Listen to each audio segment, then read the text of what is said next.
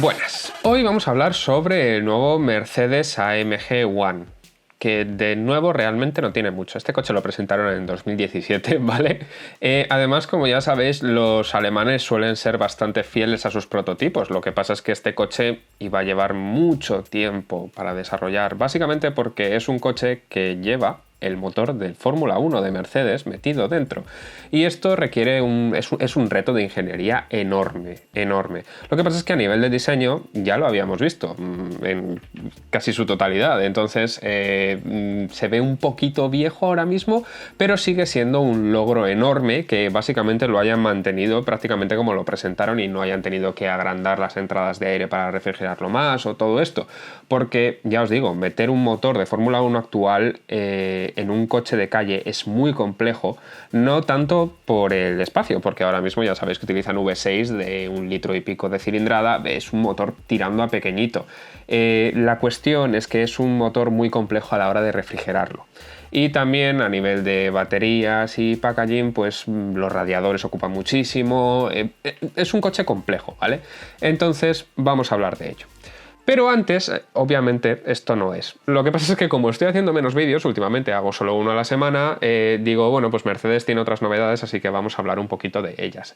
Esto primero es el nuevo GLC, ¿vale? Y tiene ciertos detalles que me gustan bastante y otros que me desconciertan un poco. Por ejemplo, el hecho de que parece que estamos volviendo a un estilo de diseño en Mercedes, un lenguaje de superficies que vuelve un poquito a lo del anterior clase C, es algo que no lo termino de entender, ¿vale? O sea, como que se me veía un poquito más nuevo lenguaje de diseño que no, ya os digo, no tenía por qué gustarme en todos los coches, que era mucho más redondito y mucho más suave en Mercedes últimamente, pues ahora en este tenemos un diseño de superficies que es un poquito más aristado, como podéis ver, pero que luego tenemos lenguaje de diseño de los gráficos que es más redondito. O sea, tenemos aquí esta parrilla que es muy redondita y que casi no tiene forma, me parece un poco extraña.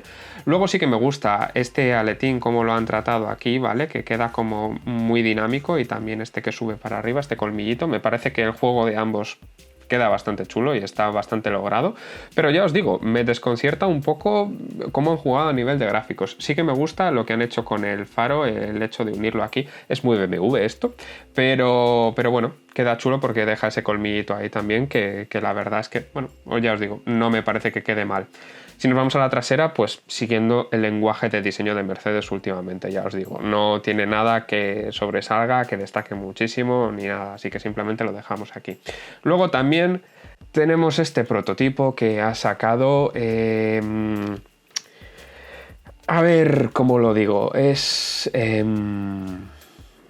Está bastante mal proporcionado, está muy mal proporcionado este coche. Hay muchísima distancia entre ejes, el hecho de no ver claramente aquí el cristal hace que se vea un poquito extraño, pero si os dais cuenta es que se ve muy alargado, unas proporciones muy raras, un tratamiento de superficies bastante cuestionable, ¿vale? Lo que han hecho aquí, que si os dais cuenta ahí hay como una especie de arista para generar una especie de superficie aquí para hacer un faro o algo así, pero la arista se queda aquí a medias de es muy raro, es muy raro. Está bastante chungo, parece un proyecto de estudiante, y de estudiante no muy bueno, la verdad. O sea, lo voy a pasar por alto. El GLC, si queréis que haga un vídeo más en profundidad, pedídmelo, porque sí que lo puedo hacer, pero de esto no voy a hacer un vídeo en profundidad porque me voy a poner de mala leche solo. Y vamos por fin a lo que nos vamos a ocupar en este vídeo, que es de este One, simplemente One. Antes era Project One, ahora es One a secas.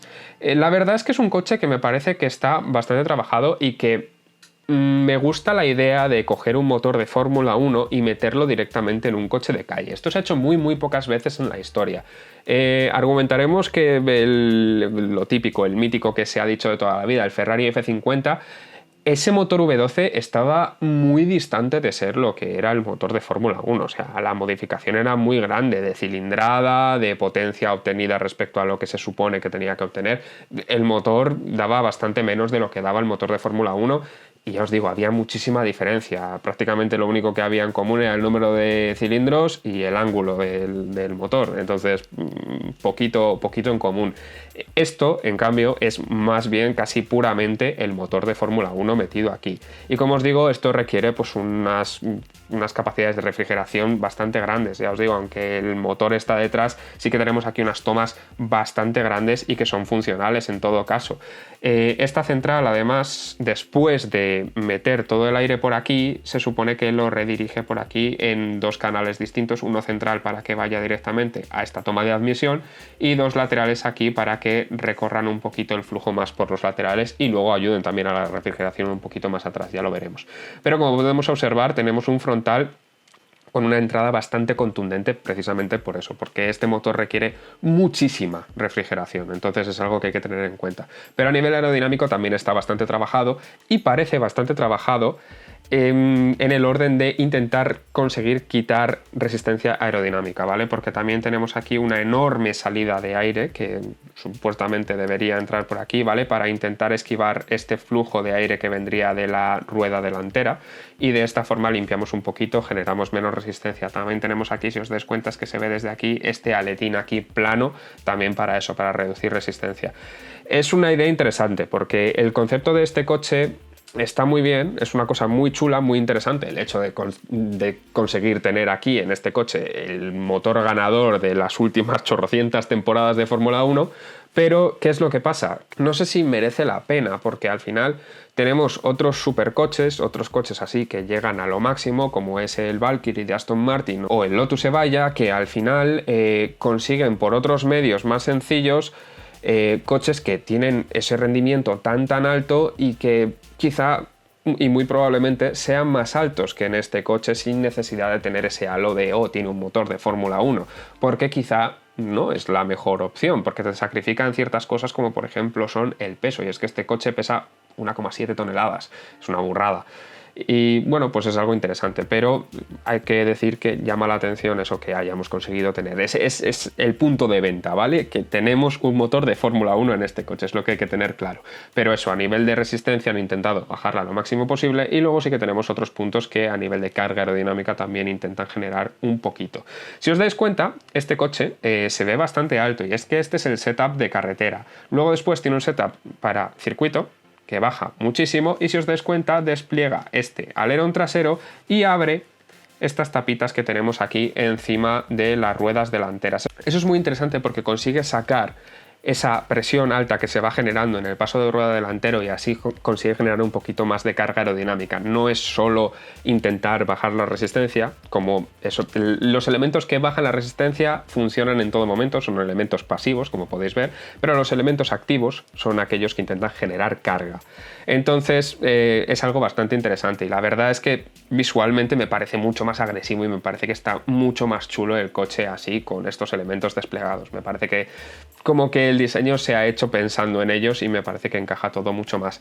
Además hay una cosa que me da mucha rabia en estos coches, ya me lo habéis oído más veces, es que por normativa ya sabéis que los faros tienen que estar a cierta altura del suelo, entonces me da un poco de rabia porque en estos coches se vería tanto mejor, en mi opinión, el hecho de poder bajarlos un poquito, como podéis ver aquí, si os dais cuenta, me parece que queda muchísimo más agresivo así, y que molaría muchísimo más poder ver el coche con unos faros así, pero lamentablemente no se puede y tienen que ir así, un poquito más altos. Es una pena, pero la verdad es que Mercedes ha jugado lo máximo posible con ciertos elementos. Aquí vemos una aristita, aquí también otra, luego ahora lo vemos desde arriba y vemos cómo intentan jugar con estas cosas para que se vean un poquito visualmente más bajos. También es verdad que siendo un coche tan bajo, esta vista es muy raro que la veamos, normalmente lo vamos a ver desde un poquito más arriba, entonces no va a importar tanto. Y eso se puede apreciar aquí, en esta vista. Como veis, tenemos aquí como un bocado bastante grande que nos baja visualmente un poquito el faro. Y este es un punto de vista un poquito más normal. También este es un poquito quizá demasiado alto, ¿vale? Pero bueno, os podéis hacer una idea. Esta vista la he querido coger porque es muy interesante cómo se aprecia, bueno, aparte de ese punto característico de las puertas que se abren hacia arriba, ¿vale? Que mola bastante, le da un toque de dramatismo extra.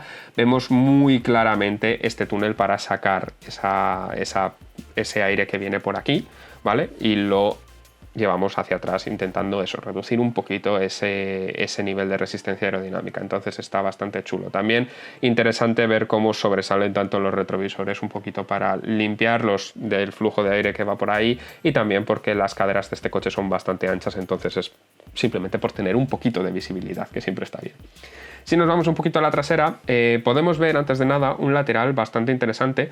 Hay una cosa que me llama mucho la atención, que es este corte aquí, que viene para intentar dejar un poquito más de visibilidad para el conductor ahí por la ventanilla lateral, pero es algo que no se suele hacer en este tipo de coches, que es algo más típico de monovolúmenes y de utilitarios. Entonces es un gesto que no sé si me termina de encajar aquí. Pero bueno, es curioso. También vemos esta entradita de aire, que después de la salida enorme que vemos aquí, esta entradita de aire suponemos que es simplemente para refrigerar los frenos traseros, que será importante refrigerarlos bien en un coche de 1,7 toneladas que vaya tan rápido como este. Así que es algo bastante a tener en cuenta. Luego también tenemos aquí una aleta de tiburón que viene suelta y que va integrada en la entrada de aire de la toma de admisión del motor. Y que bueno, ya sabéis que yo no soy súper fan de las aletas de tiburón en coches de calle, pero esta parece que está bastante bien integrada y me parece que va bien con la tapa motor que le han metido aquí. Tenemos una trasera que queda bastante limpia, si os dais cuenta. Tenemos aquí este elemento, ya os digo, plano, que es simplemente para intentar reducir la resistencia, que viene generando el resto del difusor y que bueno, pues que me parece que queda bastante bien. Y tenemos una trasera que es muy limpia porque simplemente se reduce a una salida de aire. Es una rejilla entera que es simplemente para poder refrigerar este motor. Como ya os he dicho, este motor requiere muchísima refrigeración y esto es muy importante. Ha habido muchos retos a la hora de refrigerar estos motores que están hechos para que se refrigeren en coches que constantemente se están moviendo en una media de más de 200 km por hora. Entonces tienen mucho flujo de aire pasando por los radiadores para refrigerarlo. Si no lo tienen, lo pasan regulero, además de que otros detalles, como por ejemplo, una de las cosas que más guerra han dado, que se ha hablado mucho, es que el ralentí de un motor de Fórmula 1 suele ser muy elevado, suele estar por encima de las 5.000 revoluciones por minuto, y aquí lo han querido bajar a menos de 2.000 idealmente. Entonces, simplemente para cumplir con normativas de ruido, de emisiones y de todo esto. Entonces, pues en ese tipo de cosas que bueno, pues que requieren mucho esfuerzo en este sentido y que requieren una refrigeración extra, porque no es a lo que se suele estar acostumbrado este tipo de motores. Si nos vamos aquí, vemos este pedazo de escape central que básicamente es eso, nos recuerda mucho a lo que veíamos en la Fórmula 1 con las dos saliditas extra que teníamos hasta este año, que este año ya sabéis que se han tenido que unir antes de la salida definitiva, que bueno, esto es una novedad en la normativa. Si os interesa la Fórmula 1, hice un vídeo hablando sobre la normativa de este año, que tiene muchísimas novedades, y os lo dejo ahí si no lo visteis. Y bueno, vemos la tapa del motor, que como os digo, esa salida de aire que teníamos en el capó y que separaba el flujo un poco, parte de ese flujo la intención es meterlo en estas entradas de aire para refrigerar un poquito más el motor en todo lo posible. Ahí tenemos radiadores de aceite y demás para, lo dicho, intentar conseguir la mayor refrigeración posible. Me gusta que se vean los elementos mecánicos, ¿vale? O sea, que se vea todo esto, pero quizá no que se vea todo el cableado hidráulico y todo aquí a la vista. Me lo afea un poquito. Sí que me gusta el varillaje y todo esto, pero cablecitos y tal se me ve un poquito frágil. Entonces sí que me habría gustado una tapita o algo así. Pero quizá esto va en la dirección de intentar aligerar el coche lo máximo posible. Y es que ya os digo, es un coche pesado y se han sorprendido un poco. La gente no se esperaba este peso en este coche, pero es lo que ha habido al final. Y por ejemplo, en el vano motor se ve este detalle aquí del motor que se ve muy chulo. Ya veis, aquí tenemos otro ventilador extra.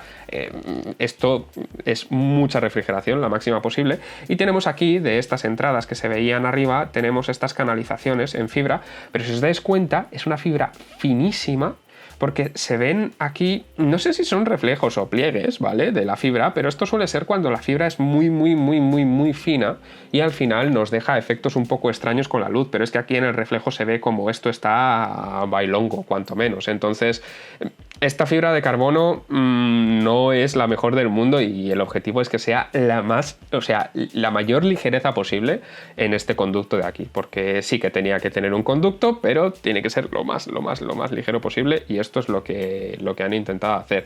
Se nota, en este coche han intentado reducir el peso lo máximo posible en todos los detalles, pero aún así es complicado, ya os digo, porque todo por este motor. Y es un poco lo que me lleva a pensar si merece la pena realmente este enfoque de intentar meter un motor de Fórmula 1 en un coche de calle, porque no sé si es la mejor forma de buscar el coche más rápido posible. No creo que lo sea. Y ya os digo, por ejemplo, el Valkyrie y el Evija me parecen soluciones mucho más razonables. La verdad es que debería hacer un vídeo comparando a los tres, quizá, porque son tres formas totalmente distintas de entender el coche de más altas prestaciones posible. Pero bueno, quizá haga eso. Si os gustaría eso, dejádmelo en los comentarios porque me parece bastante interesante. Y por último, vamos a ver el interior, que es bastante sencillo y es quizá lo que más pone de manifiesto que esto es un coche que, en cuanto a prototipo, se mostró hace 5 años, ¿vale? Y es que el sistema de infoentretenimiento es el sistema de infoentretenimiento de Mercedes de hace un par de generaciones. Se nota un poquito viejo. Es cierto que en este tipo de coche da lo mismo exactamente esto, no es para nada importante, no es para nada lo principal, pero bueno, es algo que llama la atención y que hay que destacar. Por lo demás, ya os digo, es un interior súper sencillo, tenemos lo que es un salpicadero aquí súper ligero, que es muy pequeñito, muy finito y ya está, no tiene nada más. Tenemos las dos pantallas que van prácticamente completamente desintegradas para no hacer plástico de más que suba hacia ellas ni nada de esto, y simplemente que pillen en la posición óptima, ¿vale? Sin necesidad de tener que integrarlas y que por ello quizá queden a un ángulo un poco más raro.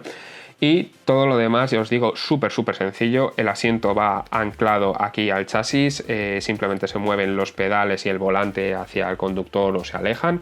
Y poco más que decir de este interior, porque por lo demás es, si os des cuenta, la fibra de carbono y ya está, he expuesto todo porque es prácticamente lo que venga del monocasco y punto. Han puesto un par de acolchados en el salpicadero y en los asientos y a correr, no han hecho nada más. Y bueno, esto es un poquito este Mercedes AMG One. ¿Qué os parece? ¿Qué opináis? A mí me parece que tiene ese puntazo de tener el motor de Fórmula 1 prácticamente directo, a ver si llevará muchas modificaciones para hacerlo viable en un coche de calle, pero tiene ese halo de decir, han conseguido meterlo y tiene un mérito increíble a nivel de ingeniería. Pero, repito mi pregunta, ¿merece la pena? No lo sé porque quizá el V12 del Valkyrie tiene más encanto como motor, es un V12 atmosférico y al final han conseguido un coche muchísimo más ligero gracias a eso. E incluso a nivel de peso, el Evija de Lotus es eléctrico y tiene toda esa penalización de las baterías en cuanto a peso, pero aún así es que se queda muy cerca del peso de este coche. Y tiene 2000 caballos de potencia, cuando este tiene 1000 y muy pocos. Entonces, repito, ¿merece la pena? No lo sé, no lo tengo nada claro, la verdad. Ya os digo, me parece, se me acaba de ocurrir ahora, pero me parece que es buena idea que haga una comparativa entre estos tres coches porque a nivel estético también son completamente diferentes y lo que quieren conseguir es muy distinto. Así que me parece interesante, ya lo haré. Pero bueno, hasta aquí el vídeo de hoy, espero veros por aquí y si no os habéis suscrito, ya estáis tardando.